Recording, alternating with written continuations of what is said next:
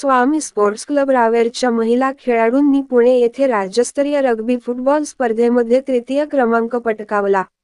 पुणे बालेवाडी येथे घेण्यात आलेल्या 14 जून व 15 जून रोजी राज्यस्तरीय रग्बी फुटबॉल स्पर्धेत श्रुती दिनेश महाजन, पूजा राजेश लोहार यांनी पुणे जिल्ह्याचा नेतृत्व करून संघाला तृतीय क्रमांक पटकावून दिला आहे.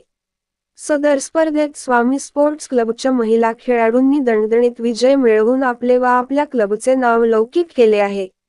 यशस्वी खेळाडूंना श्रीकांत महाजन सर, प्रीतम पाटील सर, विष्णू चारण सर, जीवन महाजन सर, श्री आनंदकुमार सपकाळ सर यांचे मार्गदर्शन लाभले.